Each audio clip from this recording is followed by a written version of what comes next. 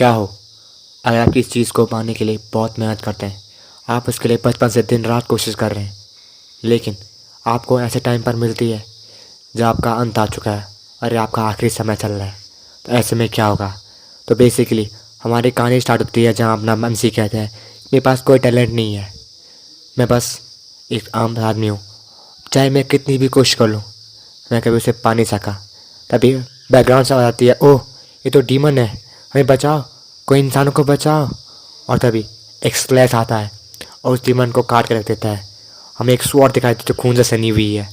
एक sword master आता है, वो कहता है क्या तुम ठीक हो। कहता है चलो इन डीमंस की कहानी ख़त्म करते हैं। उसके बाद हीरोज़ की टीम दिखाई देती है जहाँ पे अपना मेज कहता है कि चलो ग्राउंड फ्लोर को मैं संभालूंगा और बाकी तुम संभालोगे। अपना बंदा कहता है ठीक है, बाकी तुम सब मुझ पे छोड़ दो, इन सबको तो मैं मार दूँगा। और अपना वॉरियर कहता है कि डीमन किंग को मैं संभाल लूँगा। अपना मास्टर कहता है कि मैं तुम पे विश्वास करता हूँ कैप्टन, तुम संभाल लोगे ना। तभी हमारा कैप्टन जो कि हमारा MC भी है कहता है चिंता मत करो, मैं यहाँ सब संभाल लूँगा। और अपना स्वॉर्ड मास्टर कहता है मुझे तुम पर विश्वास है, मैं बाकी का तुम्हारे भरोसे छोड़ रहा हूँ।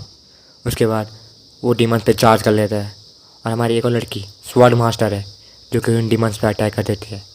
वो अपने ब्लेड से डीमन को काटना स्टार्ट करती है। फाइट काफ़ी रोमांचक होती जा रही है। उसके बाद उन जब डीमन को काट लेती है, उसे अपने साथी से कहते हैं कि चलो अब तुम्हारी बारी है। उसका साथी कहता है आज तो सब बच के नहीं जाएंगे, और एक जोरदार पंच मारता है। वो इतना ज़ोरदार होता है कि उसके आसपास आने वाले सारे डीमन मर जाते हैं। उसे अपना मेज भी अपना मैजिक कास्ट करता है और अपने मैजिक से सारे डीमन को जलाकर राख कर देता है और कहता है कि चलो अब मेरी बारी आ चुकी है।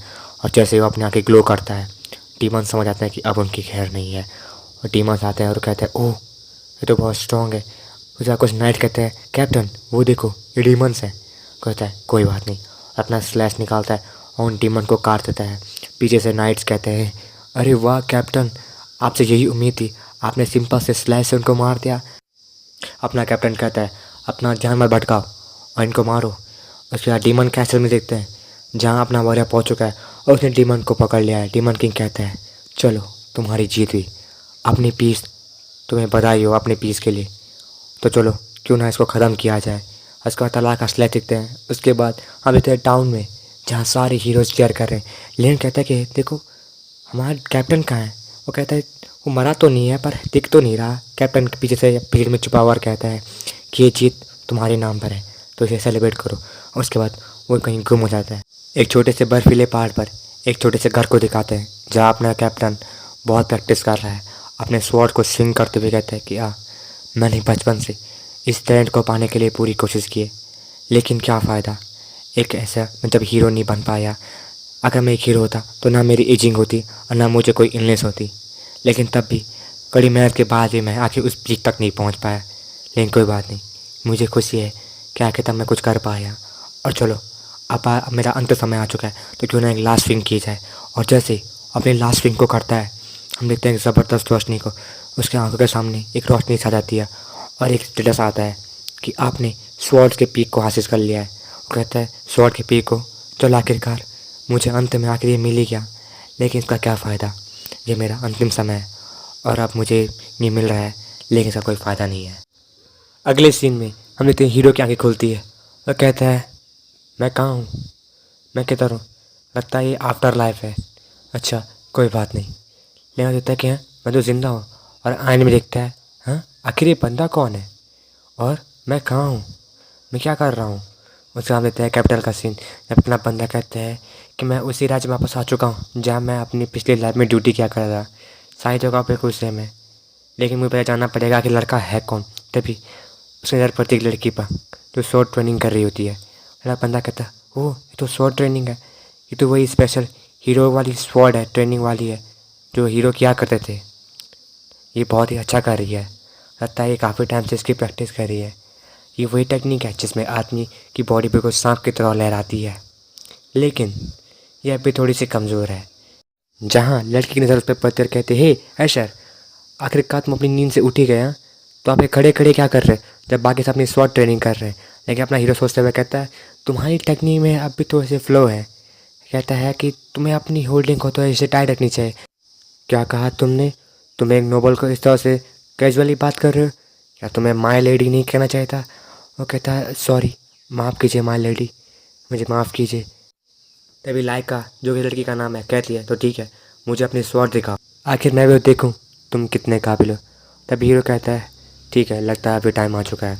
उसके वो अपनी पोजीशन लेता है, अपनी मेमोरीज़ को याद करता है और लड़की सोच में बताती है और कहती है ये तो काफ़ी अच्छा कर रहा है, मुझे लगा नहीं था इस तरह का लड़का इतना अच्छा कर सकता है। लेकिन अपना हीरो सीरियस होते हुए एक स्ट्राइक करता है और वो स्ट्राइक इतनी ज़बरदस्त थी कि वहाँ के आसपास की पूरी ज़मीन कट जाती है, यहाँ तक कि इसका असर लेडी लाइका पर भी पड़ता है। अपना हीरो फुल मज़े में कहता है हाँ, इस नए लड़के की बॉडी काफ़ी अच्छी है, काफ़ी हल्की है, मुझे ऐसा लगा जैसे मैं उड़ रहा हूँ।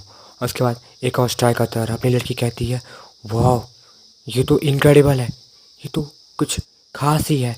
लेकिन अपना हीरो बिना उस पर ध्यान दिए अपनी स्वॉट टेक्निक को पूरा करता कहता है लगता है कि मैं कुछ फाइट के टाइम पे कुछ ज़्यादा सीरियस होता हूँ।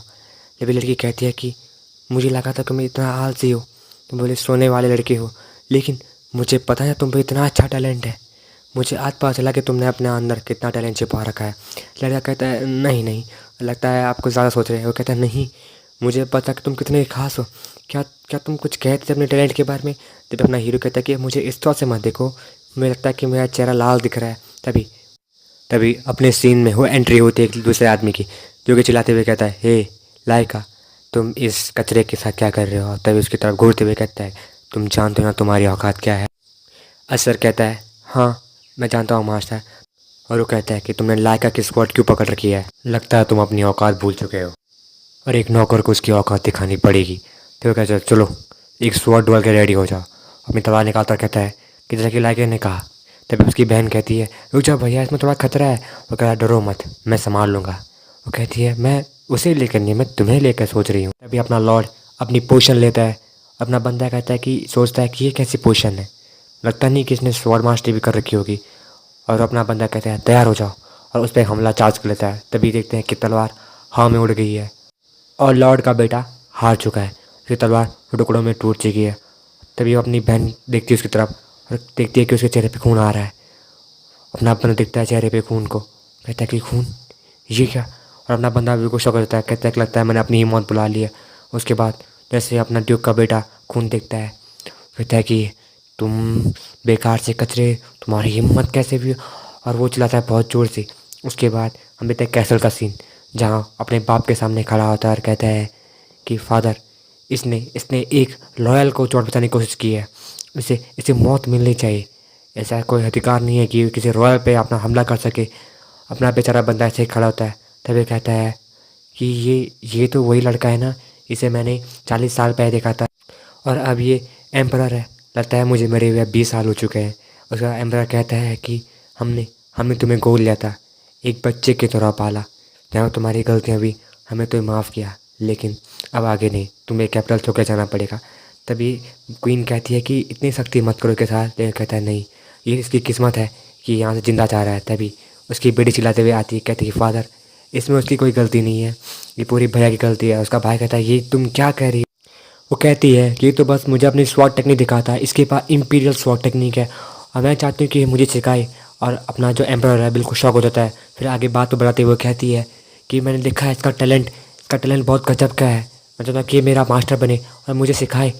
अपना एम्परर कुछ सोचता कहता है इम्पीरियल स्वॉट टेक्निक, हाँ। तो अपने नाइट से कहता है चलो क्यों ना इसका टेस्ट किया जाए। उसकी वाइफ कहती है कि ये कुछ बहुत ज़्यादा नहीं हो रहा है। कहता नहीं, मैं चाहता हूँ कि सर तुम आराम से लो। और तभी वो सोचता है कि हाँ, लगता है बात हाथ से आगे निकल चुकी है, तो अपने हाथ में स्वॉर्ड लेता है और आगे वो नाइट कहता है कि तुम्हारी हिम्मत कैसे हुई हमारी मिस्टेस को सिखाने की, तुम्हें लगता तुम्हारी औकात दिखानी पड़ेगी और मैं तुम्हें बिल्कुल पक्ष नहीं करूँगा, चाहे सामने हमारी क्वीन ही क्यों ना हो। तो तैयार हो जा, आज तो बाहर तेरी बॉडी ही जाएगी। और उसके वजह से उस पर अटैक करता है। अपना बंदा उसको संभालने की कोशिश करता है। वो कहता है देखा, मुझे पता था तुम सच में कमज़ोर हो। जहाँ अपनी बंदी कहते हैं कि हाँ अपने टीचर तो आराम से संभाल लेंगे उसको। और अपना नाइट कहता है कि देख मेरी पावर को, तू समझ, तुझे आज पता चलेगा कि तेरे और मेरे बीच में किस लेवल का डिफरेंस है, तो कितना नीचे है और मैं कितना सुप्रीम हूँ। उसके बाद उससे कहता है कि देख ये है मेरी पावर। उसके बाद इससे बढ़कर एक उस पर अटैक आता है और अपना हीरो बस पर डिफेंस कर रहा है। तभी अपना नाइट्स को हमारे जो एम्पर वो देख रहे थे, वो कहते हैं कि हाउ डिसअपॉइंटिंग। और लड़की कहते हैं आखिर ये इतने कमज़ोर क्यों एक्ट कर रहे हैं, अपना बंदा कहता है दिखाओ दिखाओ उसे, तुम नाइट हो, तुम हमारी नाइट हो। तभी वो कहता है कि बस इतना ही। उसके बाद अपना ही नाइट कहता है कि देखो आज तुम्हें पहचाना तुम किस लेवल के नीचे कीड़े हो, तुम एक नाइट के सामने कुछ नहीं हो। तभी एरिस कहता है हो गया तुम्हारा एंटरटेनमेंट, तुम बहुत कमज़ोर हो। उसके बाद वो उस पर एक अटैक करता है और ये अटैक इतना ज़ोरदार था कि अपना नाइट खुद को संभाल नहीं पाता और नीचे जाया करता है। वो इतना दूर गिरता है कि बाकी सब लोग शॉक हो जाते हैं और अपना हीरो कहता है मुझे पता ही था, ये ज़माना ही कुछ ऐसा है, इस ज़माने में पूरा पीस है, जबकि हमारे टाइम पे डीमन से फाइट हुआ करती और ये लोग बिना फाइट कितना कमज़ोर हो चुके हैं। उसके बाद उसके पास जाकर कहता है कि क्या तुम नाइट बनने के लायक हो, हाँ ज़रा देखो मुझे। माहौल बड़ा ही इंटेंस है जहाँ अपना एमसी कहता है कि भले ये टाइम बड़ा ही पीसफुल है, लेकिन पास्ट टाइम में जो नॉर्मल्स हो जाते वो भी तुमसे कहीं बेहतर थे। वो दिन रात बैटलफील्ड पे रहा करते, हमेशा दिन रात मौत के बीच रहना और डीमंस का सामना करना उन्हें इतना स्ट्रॉन्ग बनाता था। भले ही ये टाइम पीस का है, लेकिन एक नाइट होते हुए तुम्हें खुद को इतना कमज़ोर रखना सही नहीं है। क्या तुम एसिस एम्पायर को चलाओगे, क्या तुम एसिस की प्रोटेक्शन करोगे? हाँ। जहाँ लॉर्ड कहते हैं एशर तुम कौन हो, तुम वो एशर नहीं हो जिसे हम जानते हैं, तो आखिरकार तुम हो कौन? तो एशर कहता है कि मुझे नहीं पता, जब मैं सुबह उठा मैं अपनी याददाश्त भूल चुका हूँ, मुझे नहीं पता मैं कौन हूँ, बस मुझे इतना याद है कि मैं इस तलवार से जुड़ा हुआ हूँ। तो लॉर्ड कहता है अच्छा तो ऐसी बात है, जहाँ बाकी सब हैरान होते हैं उसकी बातें सुन करके। जहाँ एशर कहता है कि मुझे बस अपने बारे में इतना पता है कि मैं स्वॉर्ड से जुड़ा हुआ हूँ और इससे कनेक्टेड हूँ।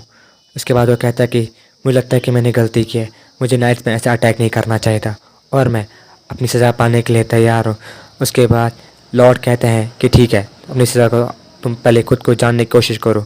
उसके बाद हम देखते हैं रात का सीन जहाँ एशर अपने कमरे में बैठा हुआ है और कहता है कि मुझे इस बॉडी को, इस लड़के को सब कुछ जानना पड़ेगा। उसके बाद उसके अंदर अपने ध्यान तलवार पर जाती है। तभी उसके बाहर देखते हैं कि प्रिंसेस उसके लिए खाना लेके आ रही है। वो सोचती है कि अब एशर वैसा नहीं रहा जो पहले था, उसका बिहेवियर, उसके हाव भाव, उसका और पूरा चेंज हो चुका है। पहले वो बहुत ही बिगड़ा हुआ लड़का था। असल में मेरी माँ ने उसे गोद लिया था, मेरी माँ को तब मिला था जब हम दोनों पैदा भी नहीं हुए थे, और मेरी माँ ने उसे इतना प्यार किया कि उन्होंने मेड को संभालने के लिए भी उसे मना किया। उसने खुद ही उसका लालन पालन किया, यहाँ तक कि हमारे हिस्से का प्यार भी उसे मिला। जब भी उससे कोई गलती होती हमेशा माँ उसे बचा लिया करती थी, लेकिन इसके चलते उसे सज़ा मिली कि वो एक सर्वेंट की तरह रहेगा और अपनी पावर का यूज़ नहीं करेगा। लेकिन अब तो वो बिल्कुल ही चेंज हो चुका है। मुझे सुबह से उसका बर्ताव बिल्कुल अलग रहा है, आखिर ऐसा कैसे हो सकता है, और मुझे इसके बारे में जानना होगा। और जैसे ही वो ऐशर के कमरे में पहुंचती है, उसका दरवाज़ा खटखटाती है, वो कुछ आवाज़ सुनती है और जैसे आवाज़ सुन के वो अंदर जाती है, वो ऐशर को ऐसे रूप में देखती है कि जैसे उस पर वो अटैक करने वाला है और वो जोर चलाती है ऐशर रुक जाओ। लेकिन उसके बाद हम सीधे खाने को नीचे गिरते हुए देखते हैं।